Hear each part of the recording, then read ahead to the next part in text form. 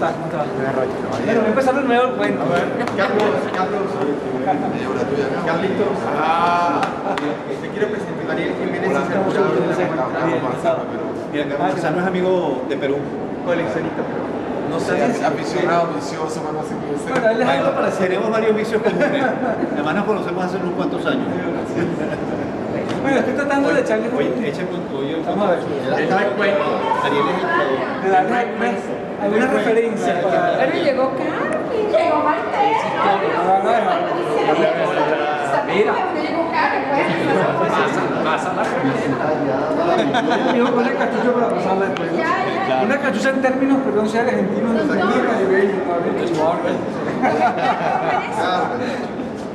Aquí aprendiendo. Bueno, ok. Estaba diciendo, vamos a comenzar por otro punto de vista. Yo me acerqué, yo vengo de una relación, tú sabes, trabajando con solos, trabajando con lineal. concreta. Y son 20 años de trabajo en esa área. Yo siempre había visto a Roberto y siempre me había interesado la pureza formal de sus obras. Pero también había visto siempre en él un toque kitsch, algo así que me mantuvo como a 4 metros de distancia siempre. Okay. Pero sucede que en Venezuela comenzó entre el 98, por razones de cuyo nombre no quiero acordarme, una situación social, política, que a mí me pareció que me hacía... Yo descubría una Venezuela que yo no conocía. Una Venezuela rara, una Venezuela con momentos kitsch, con momentos tristes. Es decir, yo descubrí un país que para mí era opaco. Creo que esto nos pasó a todos nosotros, ¿cierto? Y que no respondía a esa imagen de progreso que nosotros esperábamos. Nosotros queríamos que Venezuela iba con altos y con bajos, con golpes, pero iba, ¿verdad? Y eso es lo que hace que uno pueda vivir un medio doloroso como el nuestro, con la esperanza de que un día pueda ser mejor. Bueno, cuando yo veo ese país así, yo me dije, caramba, pero Roberto es uno de los artistas que mejor ha expresado ese país extraño en el que yo me estoy encontrando de repente. Entonces me acerqué a él y le hice 3 entrevistas entre el 2001 y el 2003, justo antes de que muriera, que son, bueno, las hice y se quedaron allí, pues. Murió él, no pude terminarlas. Se quedó allí hasta que uno de estos coleccionistas viciosos se compró todos los archivos de Roberto. Y una amiga por allí, Carmen, le dijo, mira, él le hizo una entrevista a Roberto. Nos acercamos, le dijo, vamos a hacer un libro. Y bueno, no sabemos si por los astros o cómo se fueron moviendo estas coincidencias. Luis Enrique me invitó para hacer esta exposición. La Bienal. El realismo mágico que vive. Exactamente. Terminamos haciendo la primera, esta es la primera antología que se hace de Roberto Petronio. Les he hecho todo ese cuento para que vean por qué me acerco a él y por qué me interesa Roberto, porque yo veía realmente en su obra, en las disecciones que él hace desde los años 70, una noción del tiempo, que no era el tiempo del río de Heráclito, ¿verdad? Y menos aún de aguas cristalinas, ¿verdad? De ese río del cual nunca bajamos 2 veces, sino más bien el tiempo, como yo lo había escuchado una vez en París, en una conferencia que había escuchado un filósofo francés, Michel Serres, en fin, filósofo contemporáneo, en una clase que nunca se me borró sobre el tiempo.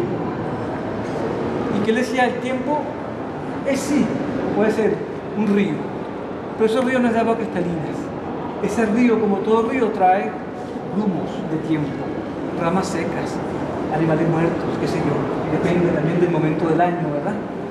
Y a mí aquello se me quedó grabado, porque, bueno, ¿qué es Chávez sino una especie de grumo que viene de Venezuela y aparece desde la colonia hasta hoy?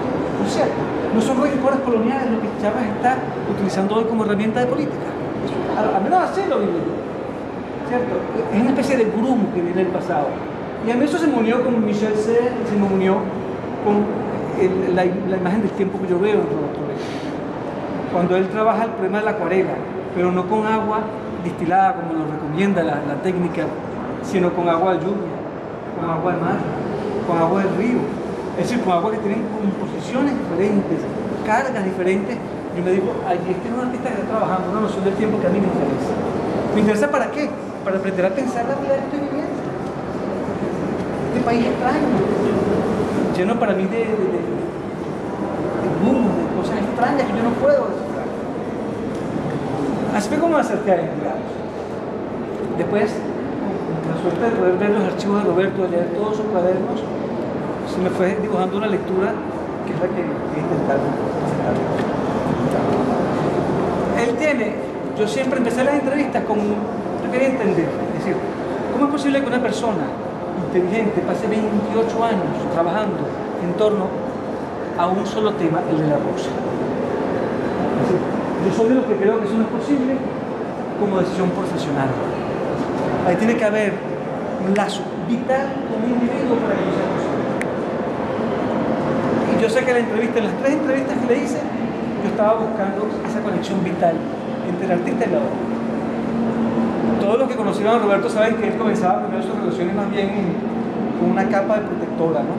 Extremada. La primera entrevista era un individuo buscando eludir mis preguntas, esconder eso que yo estaba buscando.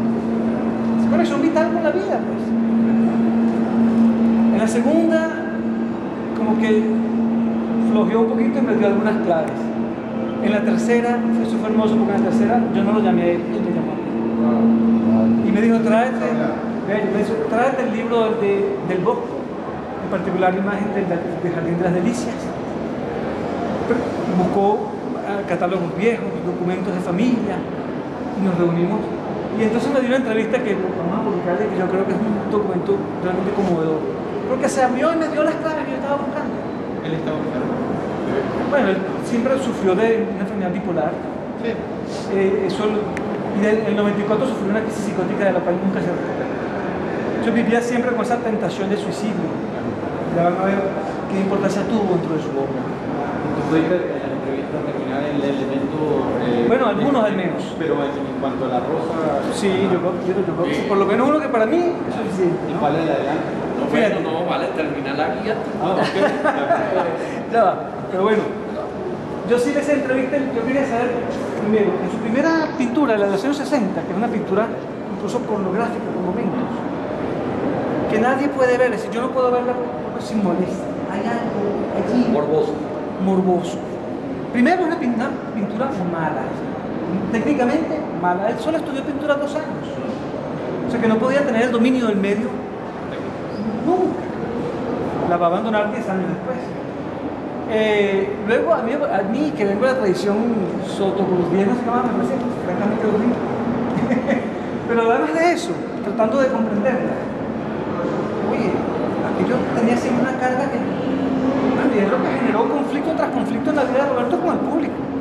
Tanto que en 1968 lo excluyen de un salón Caracas en la Rinconada, y eso a él le dolió tanto que decidió durante una década más nunca exponer. Él comienza a exponer de nuevo en 74 con estas obras que vamos a ver acá. Pero antes de llegar a eso quisiera exponerles, entonces, son recuerdos de infancia que él me da en la última entrevista y que para mí son claves fundamentales. Digan lo que digan algunos formalistas, yo creo que en la infancia de un individuo, de todo individuo, hay claves que explican, si no todo lo que hacemos, mucho de cómo respondemos a los estímulos. Luego, por ejemplo, una frase muy bella de Jacques Brel que decía, uno pasa toda su vida tratando de compensar su infancia. De compensar su infancia. Eso se me quedó por ahí rodando y yo creo que eso es importante.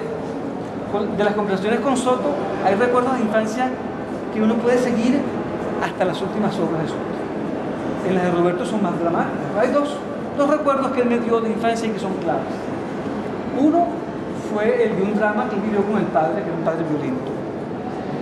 Pero que tiene que ver con algo, no sé si ya luego les explico. Sencillo, él va a ver un día a su abuela paterna, que tenía un gallino. Y él dice que, como todos los niños, él quería estripar los huevos. Eso es que, como todos los niños, yo nunca lo intenté por lo menos. Pero él dice que sí. Y un día la abuela le dice, mira, para que tú sepas lo que es un huevo, vamos a hacer un huevo sencillo. Vamos a marcar este huevo y el pollo que nazca de allí, yo te lo voy a regalar. Y lo hicieron. Y el pollo que nació allí fue un pollito, es un gallo, que él crió y cuando llegó, él parecía el gallo más bello. Cuando llegó a la edad adulta, un día sin decirle nada, el padre vendió el gallo. Y él dice, me dijo así en la entrevista, y esa es la palabra, esa es la rechera que yo tengo hasta ahora. Bueno, es decir, Disponer de lo que no es de él. y disponer de lo que no es de él y de un gallo, es decir, de un símbolo masculino. Bueno, yo lo discutí con su psiquiatra, su psicoanalista, perdón. Y yo le dije, ¿tú crees que podríamos interpretar eso como por lo menos una de las fuentes de su homosexualidad? Y ella me dice, no hay duda alguna. Sí, te digo que sí. Sí. Y no solamente eso, cuando tú ves la obra figurativa de Roberto y la posición que tiene siempre el huevo dentro de su pintura, tú no entiendes. Porque claro, ese huevo, él me decía, y desde la primera entrevista siempre lo decía, no, eso tiene que ver con el huevo. Es verdad, en El Jardín de las Delicias, que es una obra que habla de la, de la pérdida de la inocencia por el pecado y por el sexo, hay multitudes que entran y salen de un huevo, ¿no? Él dice, yo lo que hice es que yo me apropié de esa imagen. Y cuando yo le digo, pero eso para mí está asociado a ese cuento infantil del huevo, enseguida se descompuso y se molestó y me dice, tú estás funcionando como un psicoanalista freudiano. Y digo, bueno, me disculpa, pero para mí eso está asociado. Como en la tercera entrevista me dice, tienes razón, soy niña de allá. Pero, o sea, que había una conexión vital. Ahora, junto a ese recuerdo de infancia, él me echa otro, que es conmovedor también. Y no es casual que me los diga uno al lado del otro. También en su infancia, esta vez en la casa de una amiga de una tía de él, que se llamaba Flora. La señora se llamaba Flora, ¿no? Si no saben quién es Flora en la mitología greco-romana, luego se los cuento. Y era una anciana mulata que vivía descalza. Eso es importantísimo, es esa imagen de una anciana descalza, mulata, una imagen de pureza femenina que tiene su importancia en Roberto. Y que se llamara Flora. Flora era la diosa, ¿no?, de las flores y del mundo vegetal en el mundo greco-romano. Eso es importantísimo. Pero claro, ese niñito no podía saber quién era Flora, pero sí pudo haber asociado ese nombre con un jardín de rosas que ella tenía y que él dice recordar como las cosas más bellas que ella visto en su vida. A mí me parece que ahí no hay duda, pues es decir, de allí viene que la rosa se haya convertido para él en un símbolo de pureza, ¿cierto? Y de belleza, que además la rosa es en el mundo entero, y su obra durante toda su vida él se dedicó a explorarlo, que hasta en China, me decía él, la rosa está asociada a la belleza y a lo femenino. La rosa se regala entre los enamorados, el día de cumpleaños, qué sé yo. Y él explotó ese símbolo de la rosa durante toda su vida.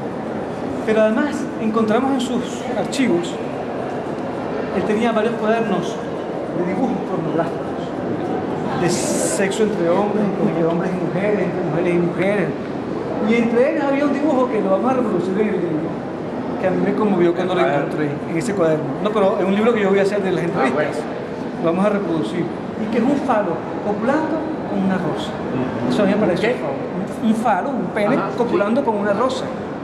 Yo dije, no hay duda, aquí está el lazo, ese lazo vital que yo estaba buscando y que yo creo que es lo que explica cómo un hombre puede pasar luego 30 años trabajando en un museo, el de la rosa.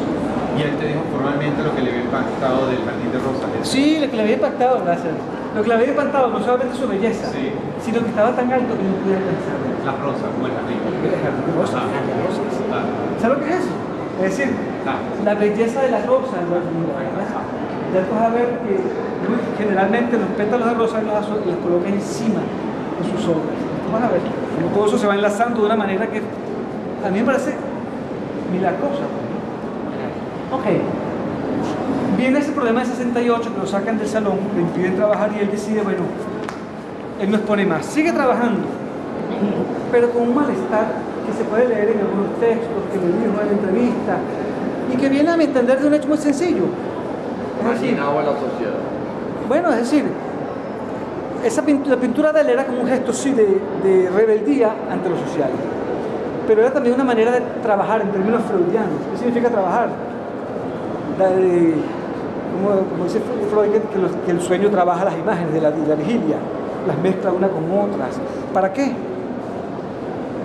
Para hacer soportable el dolor, ¿entiendes? Para poder manejar aquello que duele, ¿verdad?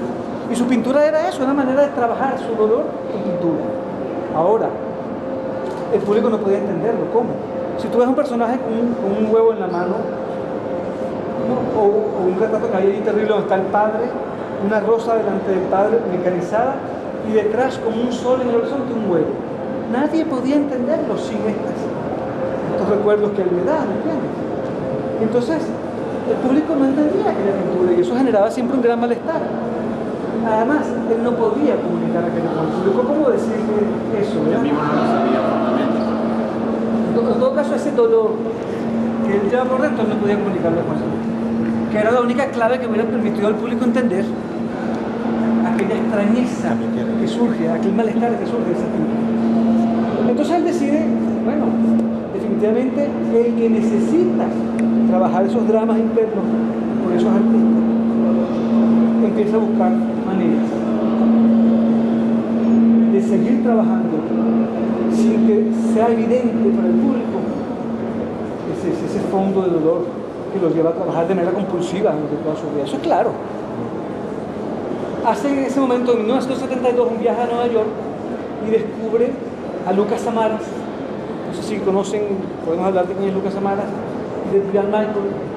Son artistas que por diversas razones utilizan a la fotografía y la capacidad de la fotografía para construir relatos. ¿Y para hablar de qué? De la homosexualidad. Y no solo de la homosexualidad, de su homosexualidad. En el caso de Samara, en el caso de Joan Michael. Y en el caso de Joan Michael, aún peor, para construir secuencias que son vanitas. Es decir, que es una vanita, que es un género de la pintura que aparece durante la era barroca en Europa. La primera que se conoce, por lo menos que yo conozco, es de 1604. Muy importante esa coincidencia entre la vanitas en ese momento y lo que significa la vanitas en ese contexto europeo en Europa y lo que significa que un artista retome el tema de las vanitas en los años 70. Eso no es para nada arbitrario. Entonces, ¿qué es la vanitas? La vanitas es de repente una mujer hermosa, generalmente pintada desnuda, que tiene un espejo. Pero lo que ve en el espejo no es ella, no es su belleza, es el rostro de un cadáver. Es decir, la vanitas es eso, es una pintura que te dice, cuidado, hoy eres hermosa, mañana serás cadáver. Hay otras que son un personaje rico porque está ricamente vestido, tiene bolsos de monedas a su lado, instrumentos musicales, libros, y entre ellos está un cráneo. ¿Qué nos dice esa obra? Sabes mucho, eres muy rico, pero serás cadáver. Eso es una vanitas. ¿Qué va a hacer Roberto entonces? Cuando vuelve a Nueva York, donde descubre esa posibilidad de hablar de la muerte, de hablar de la fragilidad humana, pero con un lenguaje contemporáneo, de fotografía repetida, yo creo que es lo que se dice, pues él encuentra allí un mecanismo para poder hablar de sus dramas de una manera tal que lo que es su drama personal aparece como solapado, escondido allí, ¿no? como diría Freud en su contenido latente, no en su lectura manifiesta, sino en su lectura latente. Él decide entonces, en el 74, y él lo dice textualmente, dice, yo quiero oponerme a la grandilocuencia del arte moderno. Hay que entender que en Venezuela la escena de los años 60 y 70 está dominada por dos movimientos básicos. Uno, el cinetismo, que es un arte de la esperanza, en el progreso, un arte que busca trabajar con materiales industriales, ¿no? Es decir, no hay huella posible del cuerpo humano. Por supuesto, si el artista sufre, es un problema de él, la obra no lo manifiesta, la obra es una obra de esperanza. Y por el otro está lo que llamamos en Venezuela el techo de la ballena, un poco paralelo a lo que pasó en Argentina con Tucumán Arte, ¿verdad? Es decir, esa especie de onda de choque que viene desde Dada y que durante todo el siglo busca lucha política, transformar la sociedad. Y en Venezuela era muy específico, el techo de la ballena quería transformar la sociedad. O sea que por un lado tienes lucha política y por otro lado tienes esperanza